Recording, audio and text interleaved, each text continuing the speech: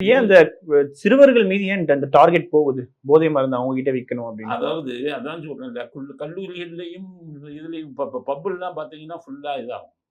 இப்ப இவங்க வாங்குறது மட்டும் இல்ல, இவங்க மத்தவங்களுக்கும் குடுக்க ஆரம்பிக்கிறாங்க. அப்ப குடுக்க ஆரம்பிக்கும்போது கல்லூரியிலிருந்து ஸ்கூலுக்கு போயிருது. அப்ப ஸ்கூல்ல போகும்போது ஒரு மாணவன் குடிச்சிட்டு இன்னொரு மாணவனுக்கும் குடுக்க ஆரம்பிக்கிறான். அப்ப அப்படியே பரவி போறது தானே. அப்ப விளையாட்டுக்கு குடிக்கிறாங்க. கஞ்சா எல்லாம் முன்னாடி எப்படின்னா சிகரெட்டில் வச்சு தான் குடிப்பாங்க. இப்ப ஹீராயின் இதெல்லாம் சிகரெட்டே தேவையில்லாத பொடியா வச்சிருக்காங்க. அப்படி மோந்து பார்க்குறாங்க போதை எறியுது.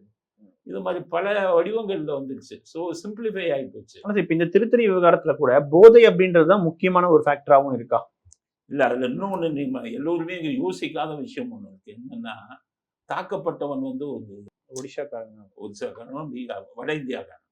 நம்ம ஆளுங்க அரசியல்வாதிகள்லாம் அந்த வட இந்தியாக்காரங்க இங்க எதுக்கு வர்றாங்க வேலைக்கு? அவனா வேலை தேடி வரல. நம்ம ஆளுங்க போய் கூட்டிட்டு வரான். ஏன்னா இங்க எல்லாருமே போதைக்கு அடிமையாயிட்டான். இளைஞன் மட்டும் இல்ல, வேலை செய்யறவங்களே போதைக்கு அடிமையாயிட்டாங்க.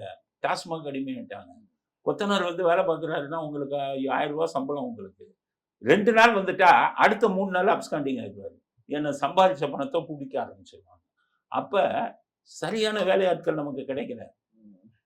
முழுவதும் வேலை அப்ப நம்ம ஆளுங்க என்ன பண்றாங்க, வட இந்தியாவுக்கு போய் அங்கிருந்து ஆட்களை கூட்டிட்டு வராங்க. அவனுக்கு 500 ரூபாய் 600 ரூபாய் கொடுத்தா 10 மணி நேரம் வேலை பார்க்குறான்.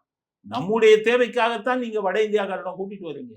அரசியல்வாதி இங்க இருந்துகிட்டு வடக்கனை துரத்தணும், வடக்கனை அடிக்கணும், இவன் தான் இங்க இருக்கிறவன் வேலையை கெடுக்கிறாங்க. எத்தனை பேச்சு ஒரு வெறுப்பு விதையை விதைச்சுக்கிட்டு இருக்காங்க தெரியுமா?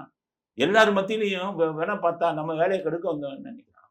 அவனை ஒரு இந்தியனா பார்க்கறது இல்லை, பீகார்காரன், ஒரிசாக்காரன்னு பார்க்குறான். நான் என்ன கேட்கிறேன், தமிழன் எத்தனை பேர் அமெரிக்காவில் போய் வேலை பார்க்குறான்? அமெரிக்காவில் இருக்கிறவங்க பூரா இந்தியன் தமிழன் அடிக்க ஆரம்பிச்சா நம்மளால சர்வை பண்ண முடியும்?